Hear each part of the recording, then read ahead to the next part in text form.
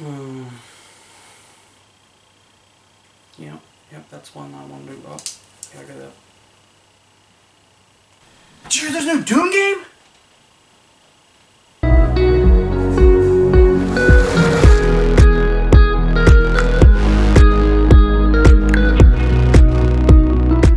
Welcome back, guys, to another episode of On the Shelf. I'm Steven, and today I know that we're a few weeks late with it, but we're talking about Doom Eternal. Yes, Doom is back. And of course, if you've read most of the articles, you've read most of the reviews that have come out, I know a lot of other streamers and YouTubers have wound up getting the reviews out. Obviously, it's a big hit. And I kind of want to talk a little bit about the reasons why it's a big hit, and talk a little bit about all the things that I really liked in this game, and of course where it stands for me personally in the tests of time. So let's go ahead and talk about Doom Eternal.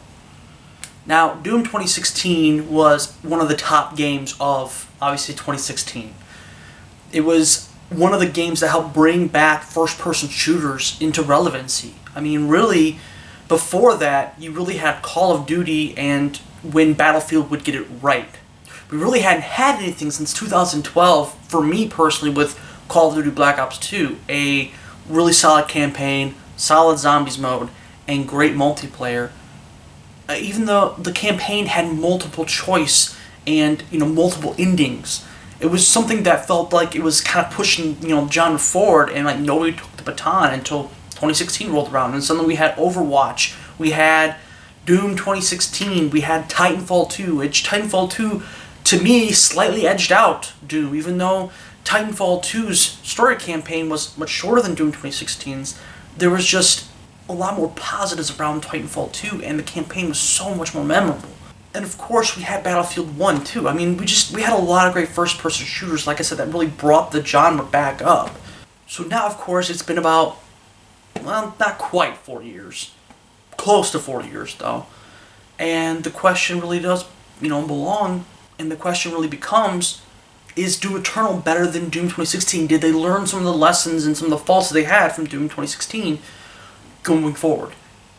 Honestly, yeah. They took every complaint that most people had and addressed it in a meaningful way. And I'm floored by Doom Eternal. I can't hold back. It's amazing. It's amazing. Have you not played this game yet? This, at the rate that it's going with the virus going on and games being pushed back into, and games being pushed out indefinitely, it looks like this might be the game of 2020, hands down. The best thing that's happened in 2020, no joke. Now, where it succeeds, what do you want me to talk about? The combat in this game is almost flawless. Seriously.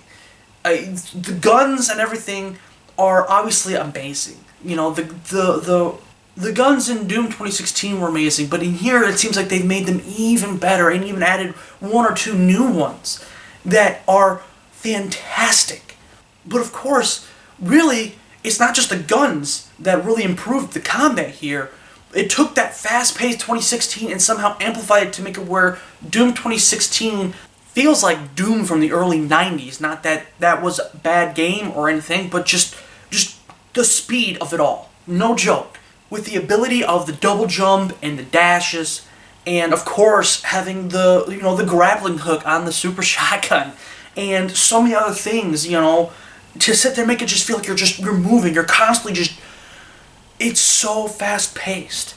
And it makes it where even though a lot of these demons are fast-paced, a lot of them are just as fast, if not some of them even faster than they were in Doom 2016. It seems like you are a step or two ahead, and it feels phenomenal. Especially once you start getting into it. It takes you a minute, honestly. I'd say it probably takes you at least a couple levels to really get into the groove. Once you are, suddenly you are slaughtering demons. But honestly, with the combat, they do such a great job of balancing it. Where, in the beginning levels, you might start getting your ass kicked at first, and it seems like you can never get quite on top.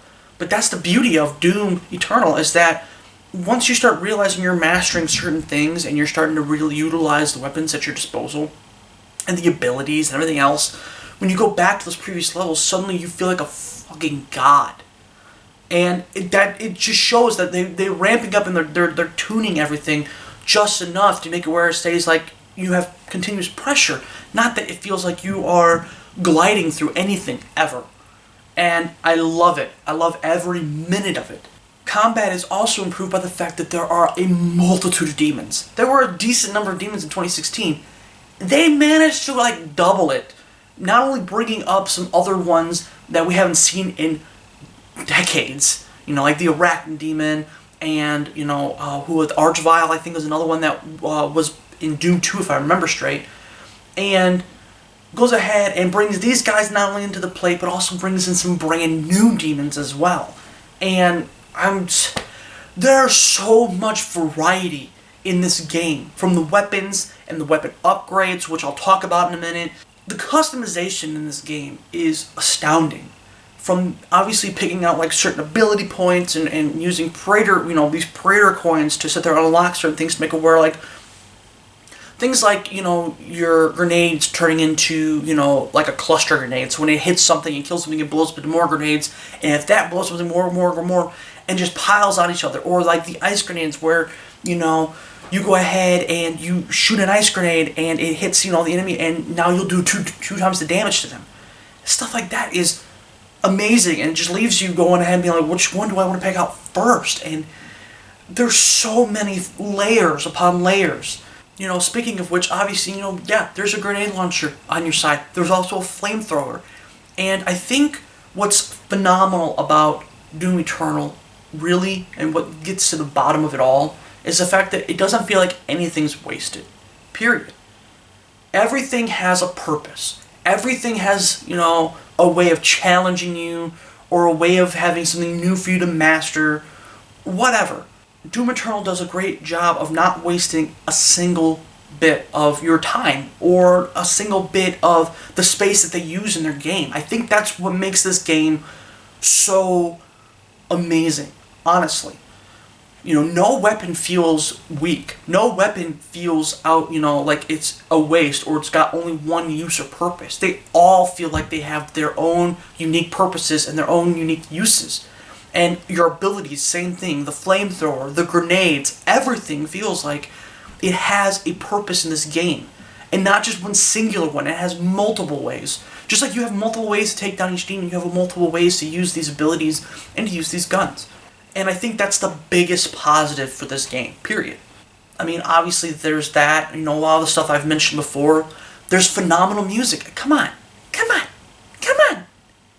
Big horse, come on. The music is phenomenal. It is the war cry. The moment you start hearing it just start to swell up, something's about to go down, and you have to get your adrenaline up, and you're barely going to be able to take it. You're going to be shaking with adrenaline.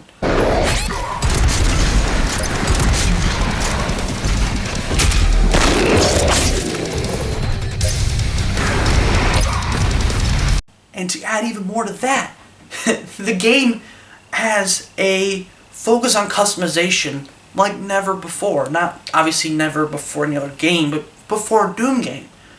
They could easily have monetized, the different suits and the different, skins for all the different demons you can unlock and all the different stuff that you can do, from the victory poses and all that other stuff. Banners, everything that you have that that you can show off, whether you're playing the multiplayer battle mode, which I'll talk about in a bit, or or even in the single player, as you can change up your your skins for the Doomslayer as you're playing through the single player. And all this stuff isn't unlocked via microtransactions. Thank fuck on that. No, it's all in-game, old school style. Whether it's completing a challenge, completing an achievement, or just getting XP and leveling up this sort of battle pass that they've included that's free, by the way. You don't have to pay for it. It's just kind of in the background. As you gain experience, you complete other different challenges, you'll gain XP, and you'll unlock more stuff as you go along. And the first one only has 10 levels. Now, I don't know if they're all going to have 10 levels. I'd have to do a lot of, deep digging to see if I can find if they even talked about it. But honestly, it's nice.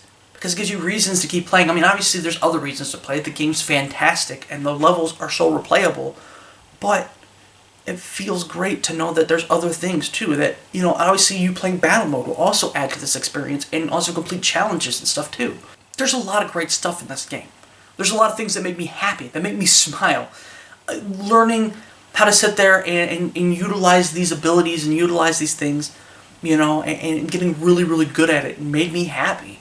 Especially since, I think the one thing that I really took away from it that made me really happy, really made me proud of myself more than anything, was really utilizing the levels. More than ever before, the Doom levels are just so expertly crafted, and it's not just the east and west, it's up and down too, there's so much verticality in these levels.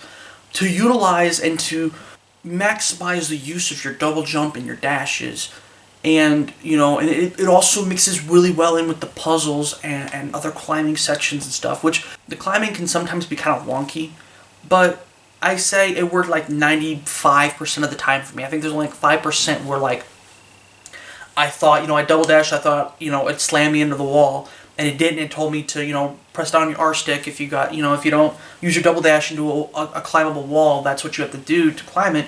And then I tried to do that, and then I'd latch, and then I'd unlatch, and then I'd just fall. And luckily, it doesn't kill you, it just restarts you with a little less health or a little less armor in the spot you were at last.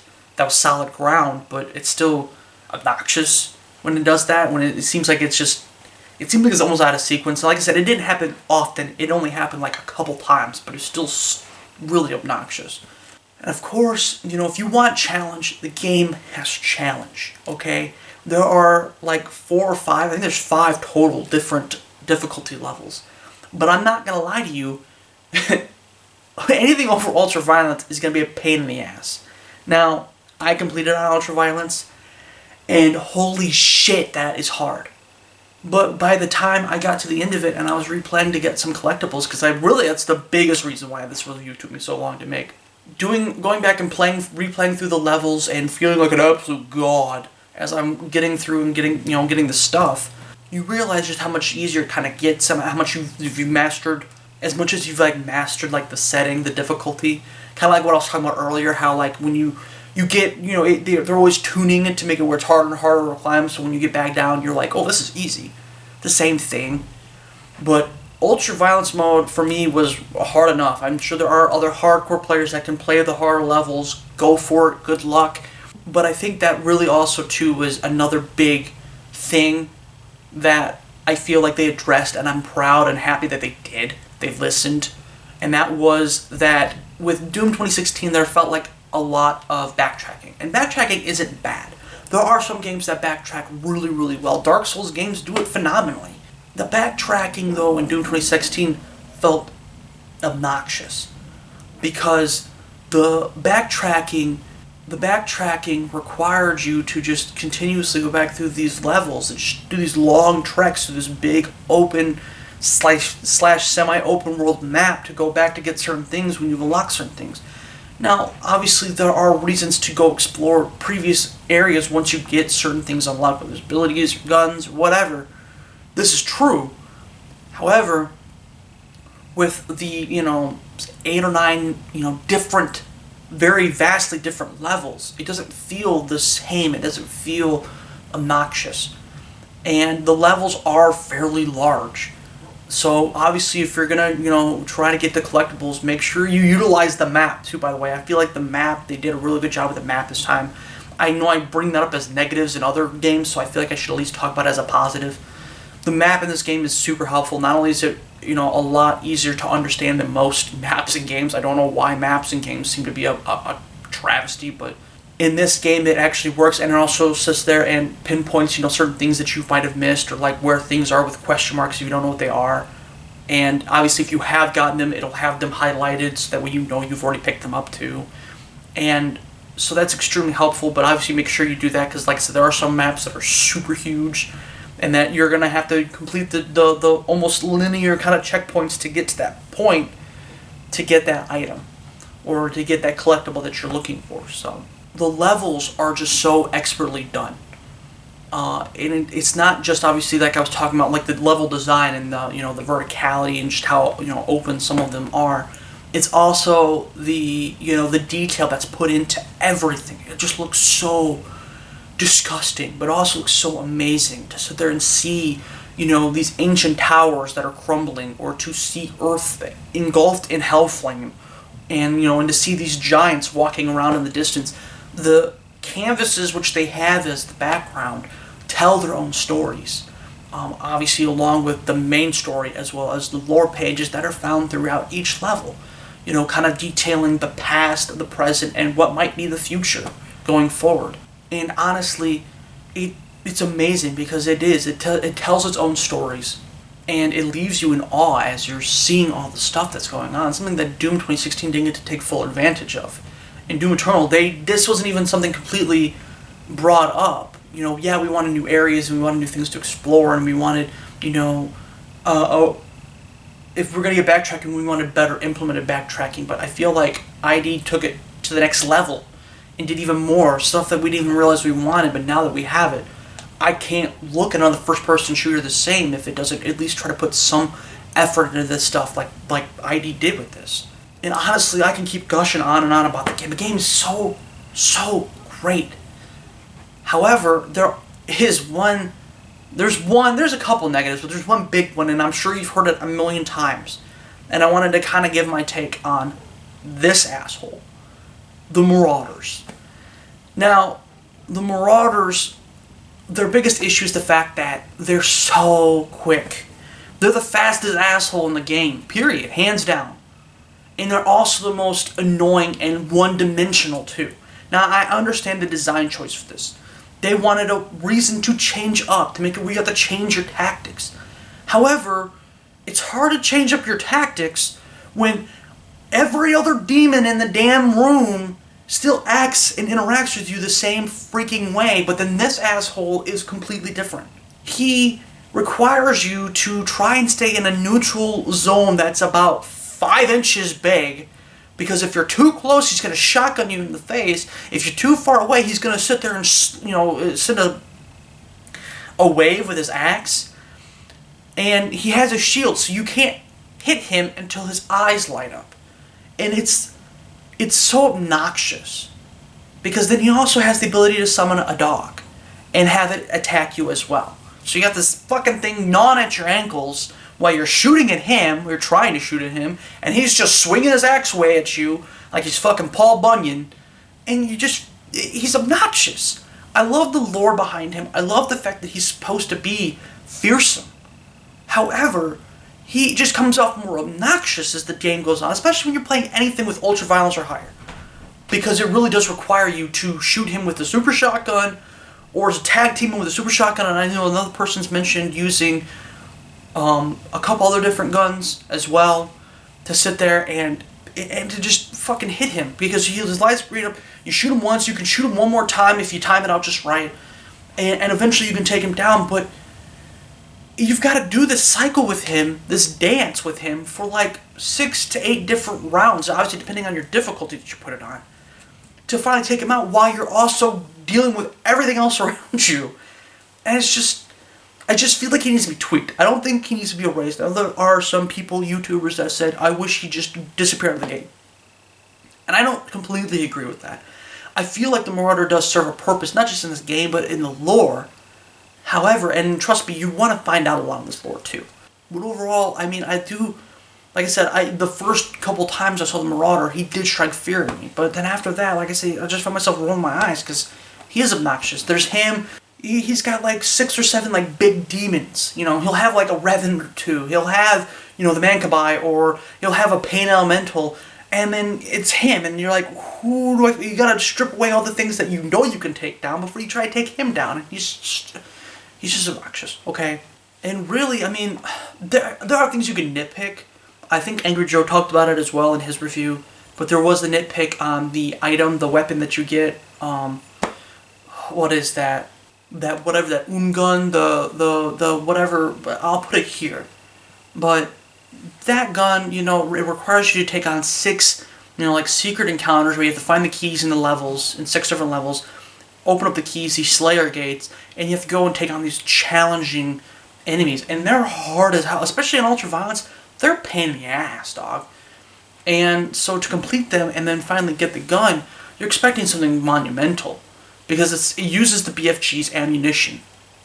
However, it's not nearly, I mean, for some smaller enemies, it's great, it's fun, but it's more of a fun gun than this really badass gun. And I feel like with all the things that they did right, and all the things that they have that are unlockable, and that you can get, that, you know, you get through, like, not only achievements, but like I said, different, like, as well as for your milestones, which, you know, they've got, like, weekly ones, as well as just ones for, like, the story campaign and stuff like that. It just feels like it's a kind of a letdown, and it shouldn't, because, like I said, you gotta put a lot of work in for it. So you'd expect something. I'm not sitting there saying for something completely, like, off the rails, bonkers. Actually, you know what? I kind of am. I kind of think we all are. Because, to be honest with you, like I said, to complete all 6 gates, you'd expect to get a weapon that is freaking amazing. Like, I mean, you got a sword that, yeah, you only got 3 swipes with, but the thing will wipe out anything. It'll kill anything. But you got this gun that uses a BFG ammunition, which you can use that instead to basically wipe out anything and everything. And it doesn't quite do that. It's just, I don't know. It's just kind of a letdown. And like I said, there's other small, tiny nitpicks that you can make too of this game. But overall, I mean, dude, with those 2 things being really the only, like, big negatives, it's amazing. This game is phenomenal. Okay? It's honestly, I kid you not, this game is probably easily a top 10 FPS game of all time. I'm not kidding. With the length, which will take you probably about, I'd say 12 to 15 hours, obviously depending on what you decide to do. If you just shoot straight through the campaign, you might even be able to complete in like 10 hours. Obviously, if you're really good, you'll be able to do it in less. But obviously, if you're, you know, first time playing through it, I'd say it'd take you about 10 to 12 hours. If you're trying to get all the collectibles, you try to get all the secrets, you try to get all the stuff done, I'd say it'd take you probably about 15 hours, maybe more. So it's a really good length. They're supposed to be adding more DLC at some point, both free for battle mode and paid for single player. They haven't announced what yet. But it makes me excited because the game overall is amazing. The story is also really good. It's another thing I didn't completely touch on. I feel like that was also another positive too, that they listened to the feedback. You know, the story for 2016 was generic because they wanted to focus on just bringing back the Doomslayer. Right, because it'd been 11 plus years since he'd even been on the screen, let alone be, you know, worthwhile. And I feel like they wanted to focus on the combat and focus on other things. But with this game, they were able to focus more on the story. And the story is really good. The story is really good, but it's the lore that they added into it as well, and the bridge that they combined from Doom 2016 Eternal to the previous Dooms. You know, Doom 1 and 2, and maybe even Doom 64. I'm not entirely sure. I admit I didn't play that one. I guess since we're all quarantined, if I've got some free time, I'll do it. But yeah, overall, this game is so good, and I could gush about it for another 20 minutes. But instead, I'm gonna wrap it up here and just say, if you haven't gotten a chance to play it, go get it, please. You're gonna do yourself a favor. Order it if you want a physical copy. Order and get it mailed to you. If you can get it digitally, buy it digitally. Buy this game. Support this game. It deserves your love and attention. All right, guys. And of course, if you haven't noticed, come on. The game's a 10 out of 10. It's legendary, baby. And I cannot believe we've got a 10 out of 10 already. And there's a lot of other amazing games that are supposed to come out this year at some point, if we can ever get the coronavirus to chill the fuck out. So, yeah, this game is phenomenal. Like I said, go check it out. I hope to talk to you guys here soon. I still have reviews to do for Resident Evil 3 Remake, which I just wrapped up, and I should be shooting the film here very shortly after this one. And Final Fantasy VII Remake, since there's going to be a big gap between games. Like, I might do some, you know, previous game reviews, like I've talked about with my update video, or I might do some TV show reviews, or try to get caught up on some movie reviews that I didn't talk about, and maybe I'll just talk about my opinions of those movies and the things that I liked about those movies more than trying to focus on the positives and the negatives, since obviously I'm sure they've been talked about to death. So, anyways, I will talk to you guys soon. Love you guys, stay safe, and I will see you guys on the next On The Shelf.